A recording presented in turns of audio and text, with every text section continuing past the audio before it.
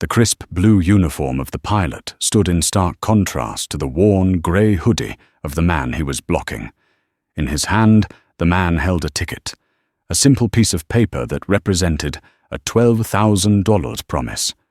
First class, seat 2A. But the pilot, Captain Richard William, saw only the hoodie, the faded jeans, and the colour of the man's skin.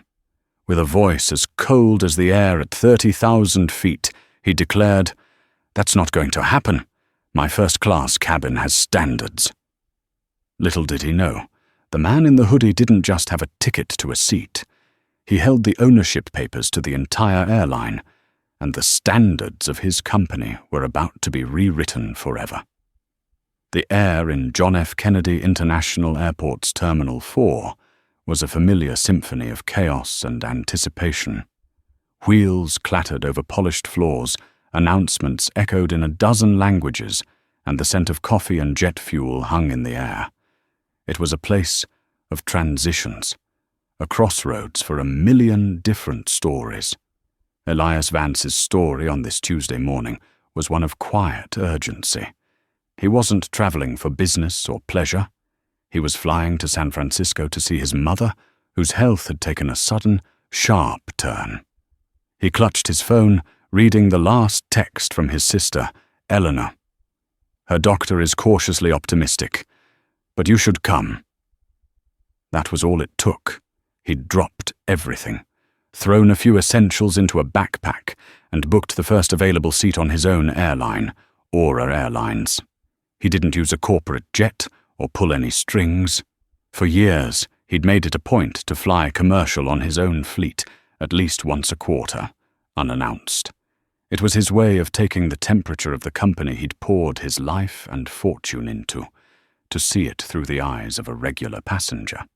Today, however, he looked less like the tech billionaire who had revolutionized the data storage industry, and more like a weary graduate student. He wore a simple charcoal grey hoodie from his old university, comfortable jeans, and a pair of well-worn sneakers. He hadn't slept much, and a light stubble shadowed his jaw. He wanted comfort, not recognition. His ticket, booked at the last minute for an astronomical sum, was for first class, seat 2A on Aura Flight 372. The trouble began not at the security line, but at the boarding gate. As the pre-boarding call for first-class passengers echoed, Elias joined the short queue. When his turn came, the gate agent, a young man named Marcus, scanned his digital boarding pass. A small, discordant beep sounded, and a message flashed on Marcus's screen. "I'm sorry, sir," Marcus said, his brow furrowed. "There seems to be an issue with your ticket. A validation flag." Elias remained patient. "I just bought it a few hours ago. The confirmation went through. Elias Vance." Marcus typed furiously, his eyes darting between the screen and Elias. The line behind them was growing. "I see the purchase, but the system has flagged it for a secondary security verification. It's an automatic process for certain last-minute, high-value purchases." He trailed off, the unspoken criteria hanging awkwardly in the air. "Can you clear it?" Elias asked, keeping his voice even. "My mother is ill. I need to get on this flight." Before Marcus could answer, a figure of immaculate authority strode over. Captain Richard William was a man who wore his uniform like a suit of armor. In his late 50s, with silver-streaked hair and a jawline that seemed permanently set in a state of mild disapproval, he was a relic of a bygone era of aviation. He was a legacy pilot. His father had flown for Pan Am. He believed pilots were not just operators of machines, but commanders of their domain. And his domain began at the cockpit door and extended to every passenger on his manifest. "Is there a problem here, Marcus?" William's voice was a low baritone that cut through the terminal noise. "Just a ticket flag, Captain. I'm trying to resolve it," Marcus replied, clearly intimidated. William's gaze fell upon Elias, and his eyes performed a swift, dismissive inventory. The hoodie, the backpack, the tired expression. He then glanced at the first-class designation on the boarding pass in Elias's hand. The two things did not compute in his rigidly ordered world. "This gentleman is in 2A?" William asked, not looking at Elias but at Marcus. The question was layered with incredulity. "Yes, Captain," Marcus stammered. William turned his full attention to Elias. There was no warmth in his eyes, only a cold, scrutinizing glare. "Son, there are standards for the first-class cabin. It's a premium experience, and we maintain a certain decorum. Frankly, your attire is not appropriate." Elias was taken aback. He'd flown in this very outfit a dozen times before. Aura Airlines had no formal dress code, a modern policy he himself had signed off on.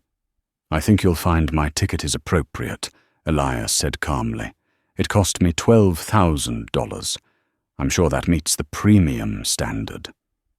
The remark, intended to highlight the absurdity of the situation, only seemed to harden William's resolve. He saw it as a challenge to his authority. "It's not about the money," William said, his voice dropping. "It's about the environment we create for our most valued customers. They pay for comfort and security. Your last-minute booking has been flagged, and frankly, you are not inspiring confidence." He leaned in slightly. "I am the captain of this aircraft. My word is final, and I am not comfortable with you sitting in the front of my plane." The accusation was veiled, but the meaning was crystal clear. It wasn't just the hoodie. It was the man inside it. Elias felt a familiar, weary anger rise within him, but he pushed it down. Getting angry wouldn't get him to his mother's bedside.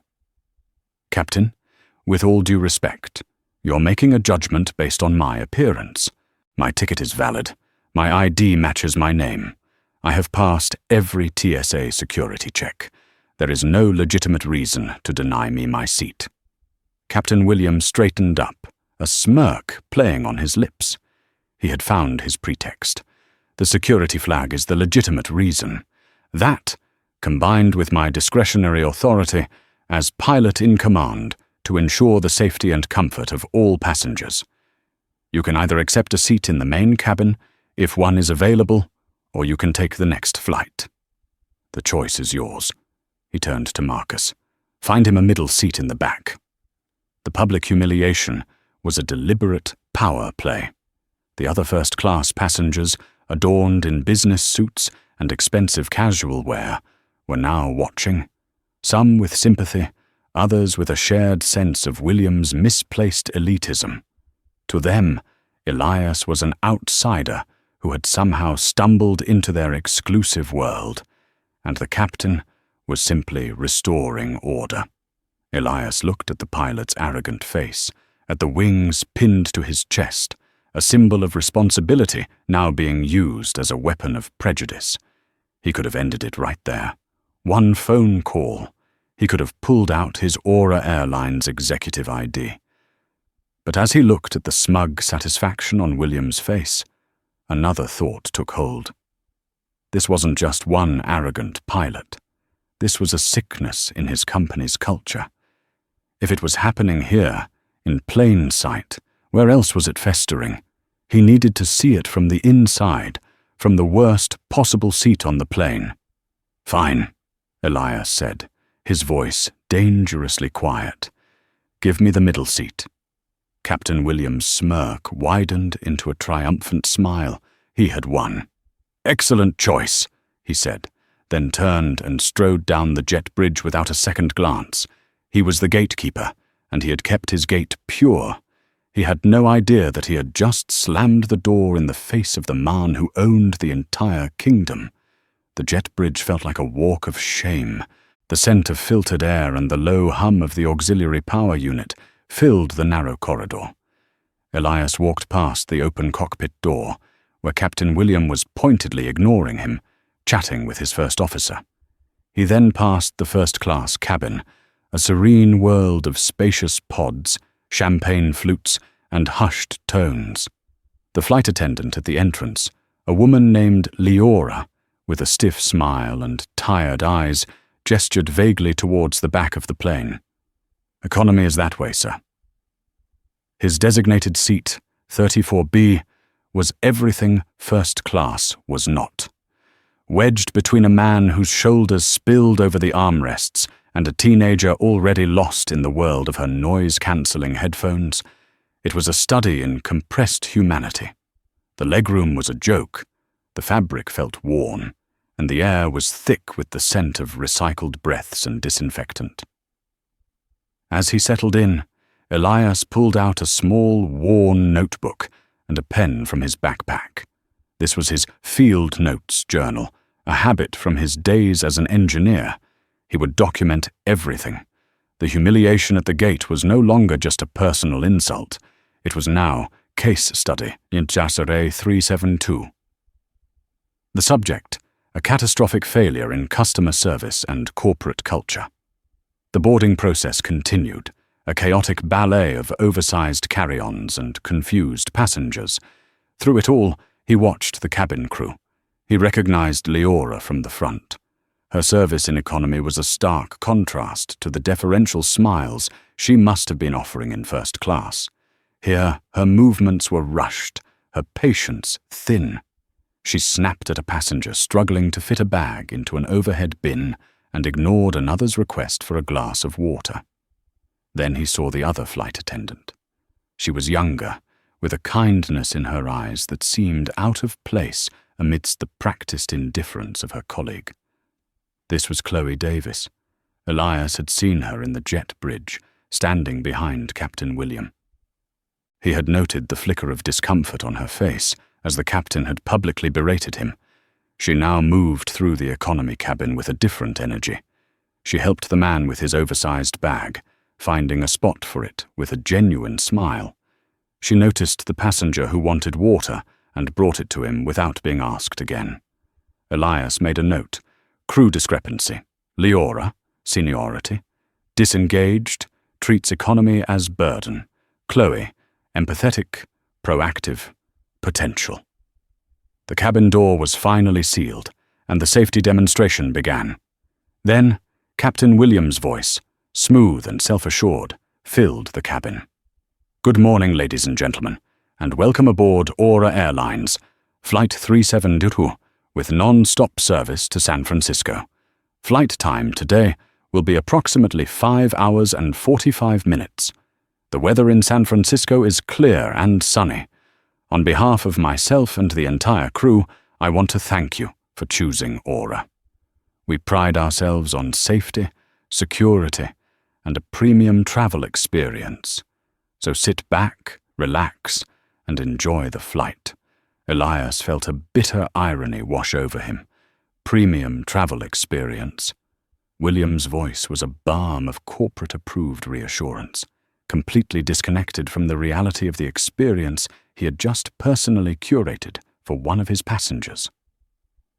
The Boeing 787 Dreamliner, one of the first jets Elias had authorized for purchase, began its powerful ascent. He felt the familiar press into his seat, a feeling he usually loved. Today, it felt like he was being pushed deeper into a problem he hadn't known existed on this scale. Once they reached cruising altitude, the service began.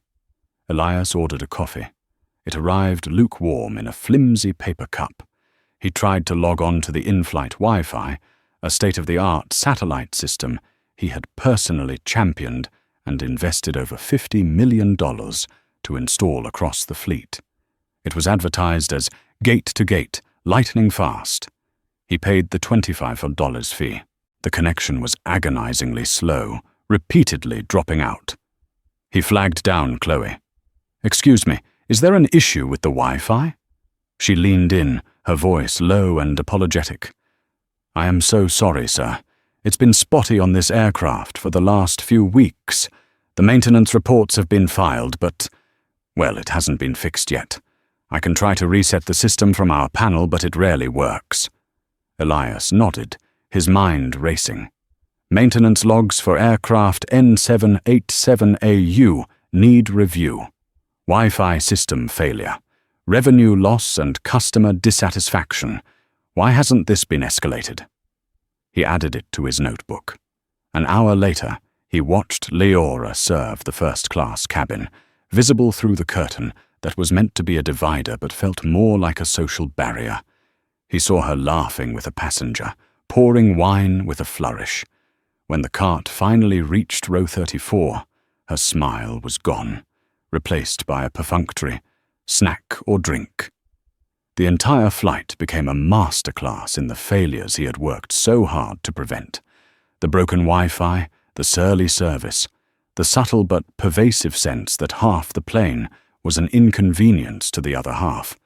It was all a symptom of the same disease that had manifested in Captain William's behavior at the gate, a culture of elitism and neglect, a company that looked good on paper, but was failing its fundamental promise to its customers, all of them.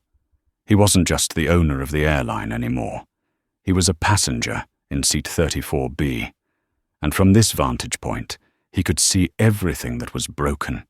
He could see the cracks in the foundation of the empire he had built. And he knew, with a certainty that chilled him to the bone, that the reckoning for Captain William would be just the beginning. The entire house needed to be cleaned. Up in the sanitized calm of the cockpit, First Officer David Chen was running through his post-ascent checklists. David was a different breed of pilot from Richard William. He was younger, a brilliant aviator who had come up through civilian flight schools, not a military or family legacy. He was meticulous, tech-savvy, and believed in a flat command structure where communication and data were king. He respected William's experience, but often chafed under his rigid authoritarian style. The incident at the gate had unsettled him. He'd heard William's condescending tone over the gate agent's open comms link. It was unprofessional, and, to David's mind, a clear violation of Aura's own code of conduct, not to mention federal common carriage laws which obligate airlines to transport any passenger who pays the fare and isn't a security risk. "Everything squared away in the back?" David asked, probing lightly as he monitored the navigation display. William, sipping his coffee from a ceramic mug reserved only for pilots, let out a satisfied grunt. "Perfectly. Had to put out a little fire at the gate. Some guy in a hoodie with a chip on his shoulder thought his last-minute ticket entitled him to act like he owned the place. I put him where he belonged. Can't have that element making our real first-class passengers uncomfortable." David chose his words carefully. The manifest showed his ticket was fully paid for, a full F-class fare. That's rare for a last-minute booking. Probably a credit card scam or some tech bro lottery winner, William scoffed. The point is, a pilot's job is to manage risk, and an individual like that, dressed like that, acting entitled, he's an unknown variable. I made a command decision. David fell silent, but his mind was whirring. An individual like that. The coded language was impossible to ignore. He'd seen William do this before, making snap judgments about passengers based on their appearance or the sound of their last name. It was a dangerous habit. An aircraft was a cross-section of humanity, and a captain's bias could have serious consequences. He glanced at the electronic flight bag, AFB, a tablet mounted to his side. On it was the full passenger manifest. He discreetly scrolled to the addendum list for last-minute changes and saw the name Vance, alias. Seat change, 2A to 34B. Reason, pick discretion. The name didn't immediately ring a bell, but something about the situation continued to gnaw at him. A man pays a 5-figure sum for a ticket and then meekly accepts a middle seat in economy. It didn't add up. Most people would have caused a scene, demanded a refund, threatened lawsuits. This passenger's quiet compliance was, in its own way, more unsettling than any outburst would have been. Meanwhile, back in the cabin, Chloe Davis was also struggling with her conscience. She had been appalled by the captain's actions. She had joined Aura Airlines because of its modern, inclusive branding, inspired by its mysterious, seldom-seen owner who had published a manifesto about democratizing the skies. What she saw today was the complete antithesis of that vision. During a lull in the service, she found her senior colleague, Leora, resting her feet in the galley. "I still can't believe what Captain William did to that man at the gate," Chloe said, her voice a low whisper. Leora rolled her eyes, not bothering to look up from her gossip magazine. "Oh, please. William knows what he's doing. He's been a captain for 20 years. You see a guy dressed for a skate park trying to get into first, you nip it in the bud. It prevents problems later. You're too new, Chloe. You haven't seen the kind of trouble people can cause." "He had a valid ticket," Chloe insisted. "He wasn't causing any trouble. He just wanted to get to his seat. It felt wrong. It felt racist." Leora finally looked up, her expression sharp. "Don't you ever use that word. Not here. Not about a captain. Do you want a career with this airline? You follow the chain of command. The captain is in charge. He says a passenger is a problem, then they are a problem. End of story. Now go see if the coffee pots in the front need refilling." Chloe retreated, her face burning with a mixture of anger and frustration. Leora's cynical compliance was almost as infuriating as the captain's overt prejudice. She was part of the system that allowed men like William to operate with impunity. As she passed row 34, she made eye contact with the man from the gate. He was writing in a small notebook, his expression unreadable.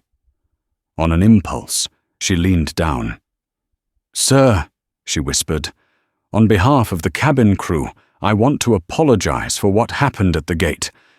It was unacceptable." Elias looked up, and for the first time, she saw something beyond weariness in his eyes. It was a sharp, analytical intelligence. "Thank you," he said, his voice calm and even. "That means a great deal. Your name is Chloe, right?" "Yes, sir." "You do your job very well, Chloe," he said, before returning to his notebook. The simple, sincere compliment struck her more profoundly than any angry complaint could have. This man wasn't a troublemaker. He was an observer. He was watching everything. And Chloe suddenly had the distinct feeling that the real turbulence on Flight 372 had nothing to do with the weather. It was brewing right here, inside the metal tube, and the final descent was going to be bumpy for a lot of people. 3 hours into the flight, somewhere over the vast, empty plains of Nevada, the drama of Flight 372 took a sharp, life-or-death turn. A frantic chime of the flight attendant call button echoed from the first-class cabin. It wasn't a single press, but a series of rapid, panicked dings. Chloe, who was closest, rushed through the curtain. A man in seat 3D was in severe distress. His face was flushed, his breathing was a series of ragged, desperate gasps, and angry red welts were blooming on his neck and hands. The woman next to him, his wife, was frantic. "He's allergic to shellfish. I told them. I told the agent at the club. He must have had some cross-contamination in his meal." Leora arrived a second later, her composure instantly cracking under the pressure of a real crisis. Okay. Just try to breathe," she said, her voice an octave too high. She fumbled to open the overhead compartment where the basic first aid kit was stored. "Does he have an EpiPen?" Chloe asked the wife, her own training kicking in. "He forgot it at the hotel. We were in such a rush. Oh God, please, you have to do something," the woman sobbed. Anaphylactic shock was a ticking clock. The passenger's airway was closing. They had minutes, maybe less. "We have an epinephrine auto-injector in the main medical kit," Chloe said to Leora. "In the EEMK." Leora, flustered, struggled with the latches on the standard kit. "I can't find it. Is it in here?" Her hands were shaking. She was trained for this. but classroom scenarios were nothing like the terrifying reality of a man dying in front of you. From the cockpit, alerted by the frantic calls, Captain Williams' voice came over the intercom, clipped and detached. "Cabin to cockpit. What is the nature of the medical emergency?" Chloe grabbed the receiver. "Cockpit, this is Chloe. We have a passenger in anaphylactic shock. Male, late 40s. We need the advanced medical kit immediately." "Roger that. Is there a doctor on board?" William asked, a standard procedural question. Chloe relayed the question to the cabin. No one responded immediately. Time was slipping away. Back in seat 34B, Elias heard every word. He knew the standard crew training. He also knew that in 2023, he had personally overseen and signed off on a fleet-wide upgrade of all emergency equipment. Aura Airlines jets were equipped with the latest generation of Extended Emergency Medical Kits, EIMK, costing over $30,000 per unit. They were far more comprehensive than the FAA-mandated minimums. He knew for a fact that there were multiple epinephrine injectors in that kit, as well as other life-saving equipment. He also knew, from a memo he had read just last month, that the new kits were stored in a different, more secure compartment than the old ones to prevent tampering, a detail the crew might have missed in a single, rushed training update. He unbuckled his seatbelt. The man next to him grunted as Elias squeezed past. He moved swiftly up the aisle, a man on a mission. As he reached the galley, he saw the chaos. Leora was still fumbling with the wrong kit, and Chloe was trying to calm the passenger's wife. "It's not in here," Leora said, her voice filled with panic. "Stop," Elias said. His voice was not loud, but it cut through the hysteria with absolute authority. Both flight attendants turned to look at him, the man from the gate. "The new EAMKs are not in that overhead," he stated, pointing to a reinforced panel at the base of the galley wall, near the floor. "They're in there. The access code is 1107. Chloe and Leora stared at him, confused. How could this passenger possibly know that? "Just do it," Elias commanded, his calm demeanor replaced by a steely urgency. Chloe, trusting her gut, knelt and found the small, nearly invisible keypad on the panel. She punched in 1107. A lock clicked open. She pulled the panel away to reveal a large, orange, hard-shelled case. The EEMK. She ripped it open. Inside, nestled in perfectly organized foam cutouts, was a wealth of medical equipment. She immediately saw what she was looking for: 2 EpiPen-style auto-injectors. She grabbed one, sprinted to the passenger, and administered the life-saving dose of epinephrine into his thigh. The effect was almost immediate. Within seconds, the man's gasping breaths began to deepen. The angry red of the hive started to recede. The immediate danger had passed. As the tension in the first-class cabin began to ebb, a new kind of tension was building in the galley. Leora stared at Elias, her face a mask of disbelief and dawning fear. How did you know that?" Elias didn't answer her. He simply looked at Chloe. "You handled that well under pressure. You remembered your training." From the cockpit, First Officer David Chen had heard the entire exchange over the open cabin comms. He'd heard the panic, Chloe's professionalism, and then the calm, authoritative voice of a male passenger who knew the exact location and access code for a piece of equipment that most of the crew didn't even seem to know existed. An access code that was changed quarterly and only issued to flight crews and maintenance personnel. David's blood ran cold. He turned to his EFB tablet, his fingers flying across the screen. He pulled up the passenger manifest again. Vance Elias. He then opened his internal company browser and navigated to the corporate leadership page. He scrolled down past the VPs and the board of directors until he reached the top. And there it was, a picture of a man, slightly younger, smiling in a crisp business suit. But the eyes were the same. The face was the same. Elias Vance, founder and CEO. David felt the bottom drop out of his stomach. He looked through the cockpit window, across the cabin, to the man in the grey hoodie who was now quietly returning to his middle seat in economy. He turned to his captain. "Richard," David said, his voice barely a whisper, "we have a very, very big problem." Captain Richard William was in the middle of logging the medical incident, feeling a sense of detached pride.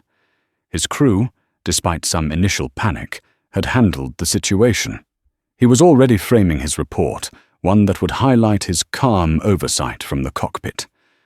"What problem?" William asked, not looking up from his flight log. "The passenger is stable.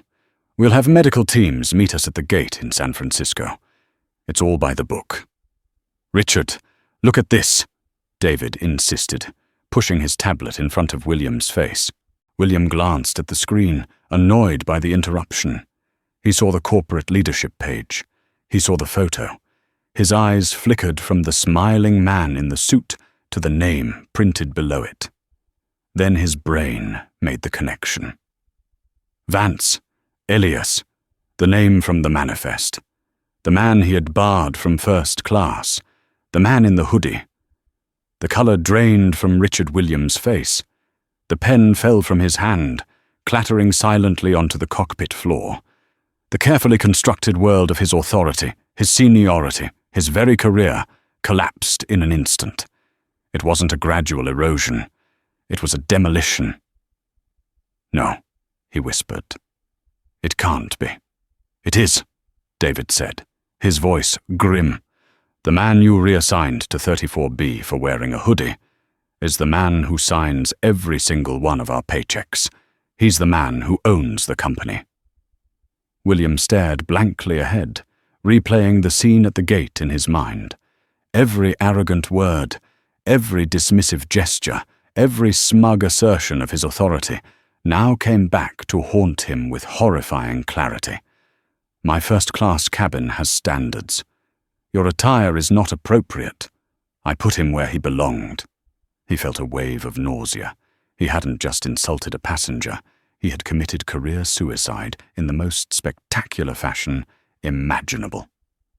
"The medical kit," William stammered, his mind grasping for the last piece of the puzzle. "The code." "He knew the maintenance access code, Richard," David said, his voice laced with a cold fury he could no longer hide. "He knew where a piece of equipment was that his own senior flight attendant couldn't find. He didn't just buy a ticket. He bought the whole damn plane." The silence in the cockpit was deafening, broken only by the steady drone of the Rolls-Royce engines that were carrying them towards a fate William could no longer control. His mind, usually sharp and focused on the complex task of flying, was a maelstrom of panic and regret. What could he do? Apologize? An apology now would be a pathetic, transparent attempt at saving his own skin. Ignore it? Impossible. The man was sitting 30 rows behind him, documenting everything in that little notebook. Down in the cabin, the atmosphere had undergone a seismic shift. Chloe, after ensuring the recovering passenger was comfortable, had hurried to the rear galley, her heart pounding. She had connected the dots. The passenger's knowledge, his quiet authority, his earlier comment about her doing her job well. It all clicked into place. She found Leora leaning against a counter, looking pale and shaken. "That man," Leora whispered, her voice trembling. "Who is he?" Chloe didn't have to answer. Her expression said it all. The gossip, the arrogance, the years of cynical indifference to her job. All of it was coming due for Leora. She had not only failed to do her job in a crisis, but she had backed the wrong horse in the most public and damning way possible.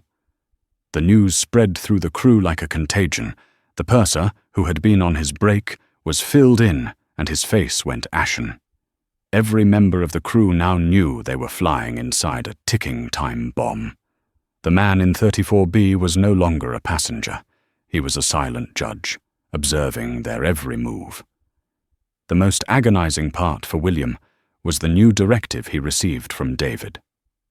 "My only job right now," David said, his voice regaining its professional calm, "is to ensure a safe landing. Your job is the same. We do not speak of this again until we are on the ground. We fly the plane." But for Captain Richard William, the flight was already over. He was a ghost in the machine, a man whose authority had evaporated into thin air at 39,000 feet. He gripped the yoke, his knuckles white, staring out at the endless blue sky that had once been his kingdom.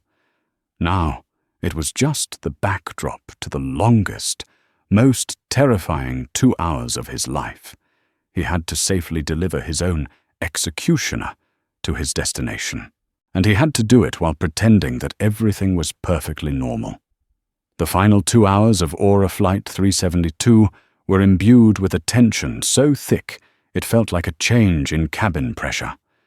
For the average passenger in economy, it was an uneventful flight, save for the brief medical scare up front. But for the crew and the 2 pilots in the cockpit, every minute was an eternity. Captain William flew the Boeing 787 on autopilot, but his mind was in a manual, terrifying freefall. He tried to compose an apology in his head, but every word sounded hollow and self-serving. He imagined approaching the man, hat in hand, but the image of Elias's calm, analytical face from the gate stopped him cold. That wasn't the face of a man who would be swayed by a desperate plea for forgiveness. It was the face of a man who collected data before making a decision. And the data William had provided was catastrophic. He finally broke the suffocating silence in the cockpit. "David, maybe I should go back there, explain, apologize." David didn't even turn to look at him. "Negative, Captain. You will remain at the controls. Your explanation can wait until we are on the ground. The single most important thing you can do for Mr. Vance right now is land his multi-hundred-million-dollar asset and his 200 passengers safely. Do not make this situation worse." The word "worse" hung in the air. William knew David was right. Any move he made now would be seen through the lens of his earlier actions. A pilot leaving the cockpit to grovel before a passenger, even if that passenger was the CEO, was a breach of protocol. He was trapped, forced to sit with the consequences of his own prejudice. In the cabin, the service continued, but it was transformed. Leora, who had earlier moved with weary disdain, was now a model of solicitous attention. She offered extra drinks, pillows, blankets, her smile painfully bright and her eyes wide with fear. Every time she passed row 34, she would practically genuflect, asking Elias if he needed anything. Elias, for his part, politely declined every offer. He simply sat, occasionally jotting a note, his quiet presence more intimidating than any outburst could ever be. He was no longer just observing service failures. He was observing a crew behaving under duress. He saw their fear, and it told him as much about the company's culture as their earlier neglect had. They weren't afraid of failing a customer. They were afraid of the wrath of their boss. The culture wasn't built on pride in service, but on fear of authority. It was a revelation that was both disappointing and profoundly useful. Chloe, by contrast, continued to do her job with the same quiet competence she had shown all along. She checked on the recovering passenger, reassured his wife, and attended to others in the cabin with a calm grace. When she passed Elias, she simply offered a small, respectful nod, which he returned. In her, Elias saw the future he wanted for his airline. In Leora and William, he saw the past he had to surgically remove. The descent into San Francisco began. The chimes sounded, and the announcement for landing preparations was made. As the California coastline appeared through the window, a patchwork of green and gold, William's voice came over the PA system one last time. "Ladies and gentlemen, we are beginning our final descent into San Francisco International Airport. Cabin crew, please prepare for landing." His voice, usually so resonant and confident, was thin and strained. It was the voice of a man reading his own eulogy. As the plane glided over the San Francisco Bay, its wings catching the late afternoon sun, Elias looked out the window. He wasn't thinking about the confrontation anymore. He was thinking about his mother. He was thinking about how a culture of casual cruelty, left unchecked, can delay a son from reaching his sick mother's side. He was thinking about how the systems he had built had failed, not just on a balance sheet, but on a human level. The problem was so much bigger than one bigoted pilot. The wheels of the Dreamliner touched the tarmac at SFO with a gentle squeal. It was, by all technical measures, a perfect landing. But Richard William felt no pride. As he expertly navigated the massive aircraft toward the gate, he saw it waiting for them on the tarmac. Not a fire truck or a medical team, but something far more ominous. A single gleaming black Lincoln Navigator, parked in a restricted area right beside the jet bridge connection point. He knew that car wasn't for a politician or a celebrity. It was for the man in seat 34B. "Gate A12, chocks on, engine shutdown sequence," David announced, his voice devoid of emotion. William's hands moved with practiced precision, shutting down the powerful engines. As their low whine spooled into silence, a profound and final quiet fell over the cockpit. The flight was over. His career was over. The silence was the sound of the axe falling.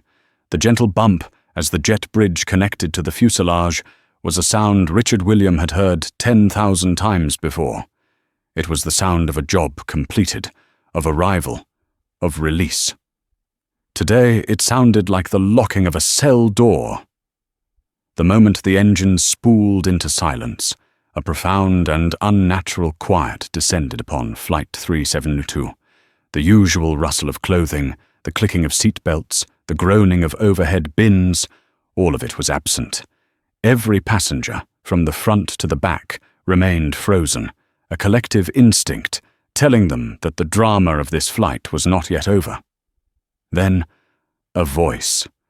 Not the captain's strained sign-off, but Chloe Davis's, clear and steady over the PA system. "Ladies and gentlemen, on behalf of Aura Airlines, we thank you for your patience. Please remain in your seats with your seatbelts fastened until a ground supervisor has boarded the aircraft. This is a special deplaning procedure." The word sent a ripple of confusion and speculation through the cabin. A special procedure? Was it related to the medical emergency? Or something else? Whispers began to circulate, many of them directed towards the quiet man in the middle seat of row 34. A minute later, a uniformed ground supervisor with a clipboard and a stern expression entered through the main door. He didn't scan the cabin. His eyes went directly to the back, as if guided by an invisible beacon. He walked the length of the aisle, a silent procession that drew the gaze of every passenger. He stopped at row 34. "Mr. Vance?" the supervisor asked, his voice a low murmur of deference. "We have a car waiting for you on the tarmac. Your sister is waiting in the jet bridge." Elias Vance nodded slowly, unbuckling his seatbelt. The click was as loud as a gunshot in the silent cabin. He stood, retrieved his worn backpack from under the seat, and swung it over his shoulder. And then he began to walk. It was the longest walk of his life. 200 pairs of eyes followed his every step. He was no longer the man in the hoodie they'd seen dismissed at the gate. He was a mystery they were all desperately trying to solve. He could feel their stares, feel their dawning comprehension. The man who had been deemed unfit for first class was now the first one to deplane, with a private car waiting. The irony was a physical presence in the air. He moved with a deliberate, unhurried pace. As he passed the galley, he saw Leora. She was pressed against the counter, as if trying to merge with the steel, her face ashen, her hands trembling. Her earlier, frantic attempts at service now looked like what they were, a desperate plea from a condemned soul. Her mouth opened, but no sound came out. She looked like a drowning woman, and Elias was the entire ocean. He met her terrified gaze for a single, long second, a look that conveyed no anger, only a profound sense of disappointment. It was a silence that was louder and more damning than any reprimand. He said nothing and continued walking. He paused when he reached Chloe, who stood near the forward galley, her posture straight, her expression a mixture of anxiety and vindication. He stopped directly in front of her. "Chloe," he said, his voice quiet enough that only she could hear. "In my line of work, I find there are two types of people. Those who do the right thing when the boss is watching, and those who do the right thing when they think no one is watching. You were kind and professional to a man you believed was just a passenger in a middle seat. You showed courage and competence during a crisis. That is the rarest and most valuable form of integrity." He reached into his pocket and pulled out a simple, black business card. "My sister will get your contact details, but I want you to have this. I'll be in touch. On Monday, at our headquarters, we're going to start a project to ensure that what happened at the gate today can never happen again. I need someone to help me lead it, who understands what real service looks like from 30,000 feet. I think that person is you." Tears welled in Chloe's eyes, but she blinked them back, refusing to cry. She took the card with a steady hand. "Thank you, Mr. Vance," she whispered. "I won't let you down." He gave her a slight nod, and then turned his attention to the final destination of his long walk, the open cockpit door. Inside, the space felt small and suffocating. First Officer David Chen stood ramrod straight by his seat, his face a mask of professionalism. He met Elias's gaze and gave a single sharp nod of his head, a gesture of respect from one professional to another.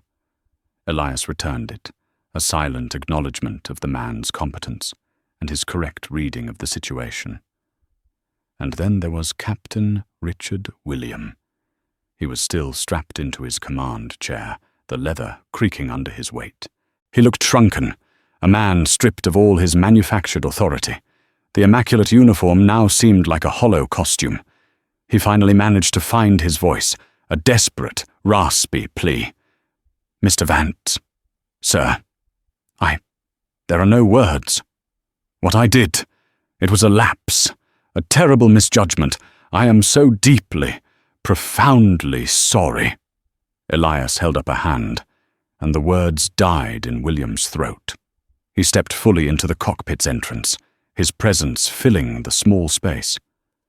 "Save your apology, Captain. An apology is for a mistake. What you did was not a mistake. It was a choice. It was the result of 1,000 small choices you've made every day, a worldview you've cultivated your entire life. You saw a black man in a hoodie, and you didn't see a customer. You didn't even see a person. You saw a problem, an element, a risk to your manufactured sense of order." He leaned against the doorframe, his voice never rising, yet each word landed with the force of a hammer blow. "You are entrusted with one of the most sophisticated machines ever built by humankind. You landed this aircraft with technical perfection. But that is only half of your job. The other half is command. And true command isn't about dominance. It's about judgment, humility, and the sacred trust placed in you to care for every single soul on your manifest. You failed that trust. You used the authority I gave you as a weapon of your own prejudice." He paused, letting the weight of his words settle. You speak of standards. Let me tell you what my standard is. It's that a son can get to his sick mother's bedside without being humiliated because of the clothes he wears or the color of his skin. You delayed me from seeing my family for the worst possible reason. You are a liability, Captain William, not to the safety of this aircraft, but to the soul of this company. He straightened up. My head of flight operations, Robert Perry, will be here shortly. You will surrender your company ID and your wings to him. You will be escorted from the premises. Do not leave this cockpit until he arrives. Your career with Aura Airlines is over. Without another word, Elias Vance turned and walked away, leaving Richard William in the ruins of his life, the glowing instrument panels of the cockpit reflecting a future that no longer included him. In the jet bridge, Eleanor Vance was waiting. She embraced him, a fierce, protective hug. "How are you?" she asked, her voice a mix of a sister's love and a COO's concern. "I've been better," he admitted. "How's Mom, really?" "She's fine, grumbling, but her vitals are good.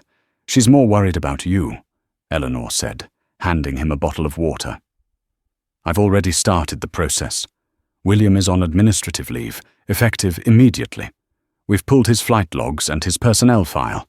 There are 2 prior passenger complaints for similar behavior, both dismissed by his direct supervisor. We're cleaning house, Eli. All of it." As they walked towards the waiting navigator, Elias looked back at the magnificent Boeing 787. "This isn't just about one pilot, El. It's a systemic rot. The Wi-Fi my own people can't fix, the service that evaporates past Row 10, the supervisor who buried complaints. It's a culture that protects arrogance and punishes integrity.